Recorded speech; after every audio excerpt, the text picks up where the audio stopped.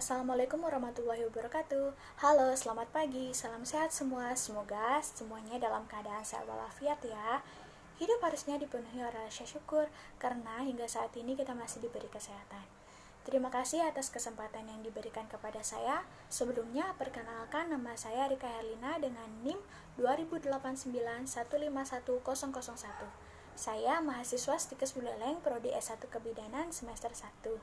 Di sini, saya akan membahas edukasi tentang HPV atau bisa disebut juga dengan Human Papilloma Virus, gejala HPV, penyebab dan faktor risiko HPV, diagnosis HPV, pengobatan infeksi HPV, komplikasi HPV, serta upaya pencegahan infeksi HPV. Baik, itu saja kata pembuka saya hari ini. Mari simak penjelasan saya berikut ini. Yang pertama, saya akan menjelaskan tentang pengertian HPV, Human Papilloma Virus atau HPV adalah virus yang menyebabkan kutil kelamin dan kanker, serta menyebar lewat hubungan intim. HPV dapat menyerang siapa saja, baik pria maupun wanita. Virus HPV sering dialami oleh remaja dan orang dewasa muda yang aktif berhubungan intim, yaitu pada pria berumur 20-24 tahun dan pada wanita yang berumur 16-19 tahun. Yang kedua, gejala HPV. HPV dapat sembuh tanpa pengobatan, tetapi dapat juga menyebabkan kutil atau kanker pada alat kelamin. Kutil pada alat kelamin dapat berawal dari semacam luka kecil yang kemudian terbuka dan berdarah menjadi kutil, akhirnya mengering dan sembuh setelah beberapa hari. Kebanyakan kasus kanker karena HPV adalah kanker serviks, kanker tenggorokan, dan kanker lidah. Beberapa gejala kanker serviks antara lain, yang pertama, nyeri perut pada bagian bawah atau area panggul pada saat berhubungan intim. Yang kedua, pendarahan atau keluarnya cairan dari dalam misfi. Yang ketiga, pendarahan di antara periode setelah berhubungan intim. Dan yang terakhir adalah pendarahan pada saat menopause. Nah, selanjutnya penyebab penyakit HPV. Penyebab HPV adalah virus Human Papilloma Virus tipe 6, 11, 16, dan 18 yang menyebabkan kutil kelamin dan kanker serviks. HPV ditularkan melalui berhubungan intim. Virus dapat menyebar meskipun seseorang yang membawa virus tidak memiliki gejala atau tidak merasa sakit apapun. Kutil dan kanker serviks dapat terbentuk setelah beberapa tahun terpapar HPV. Nah, yang keempat, faktor risiko HPV. Beberapa faktor risiko infeksi HPV antara lain itu yang pertama, berhubungan intim dengan lebih dari satu pasangan. Yang kedua, berbagi barang pribadi seperti handuk, sapu tangan, atau kaos kaki. Yang ketiga, kulit yang rusak seperti pada luka terbuka. Yang keempat, sistem kekebalan tubuh lemah seperti pada pengidap HIV atau AIDS atau menjalani kemoterapi. Yang kelima, tidak menjaga kebersihan dengan baik. Dan yang terakhir, usia remaja dan kalangan dewasa muda. Diagnosis HPV.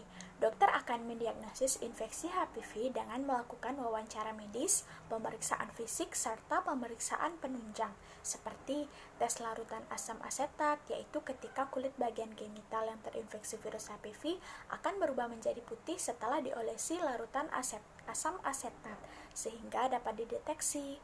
Pap smear dan tes DNA dengan mengambil sampel sel-sel dari serviks dan misfi untuk diperiksa di laboratorium untuk mendeteksi keabnormalan sel serviks yang dapat berubah menjadi kanker. Nah, selanjutnya pengobatan HPV. Terdapat dua metode medis untuk menangani infeksi HPV, yaitu penanganan melalui obat yang umumnya menggunakan obat oles dan membutuhkan waktu yang cukup lama untuk menghilangkan kutil.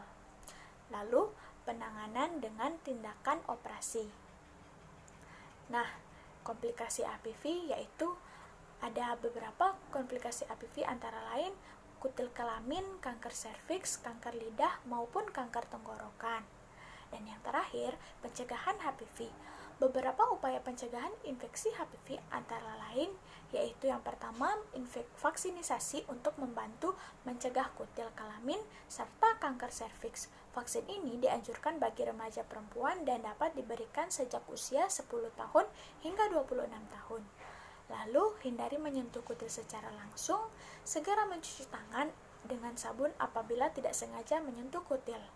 Hindari berganti-ganti pasangan dan setialah pada pasangan Anda.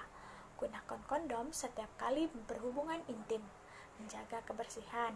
Misalnya, mengenakan alas kaki di tempat umum yang lembab dan memakai kaos kaki yang bersih. Dan menghindari berbagai pemakaian barang pribadi seperti pisau cukur atau gunting kuku. Nah, kapan kita harus ke dokter? Segera hubungi dokter apabila merasakan gejala-gejala di atas. Penanganan yang tepat dapat meminimalkan dampak sehingga pengobatan bisa lebih cepat dilakukan. Mari menjaga diri kita agar terhindar dari virus HPV. Hindari pergaulan bebas dan seks bebas. Ingat, mencegah lebih baik daripada mengobati. Nah, mungkin itu saja yang dapat saya katakan. Saya berharap edukasi yang saya berikan dapat bermanfaat bagi semuanya. Jika ada kekurangan dan kesalahan, saya minta maaf karena kesempurnaan hanya milik Tuhan. Terima kasih. Wassalamualaikum warahmatullahi wabarakatuh.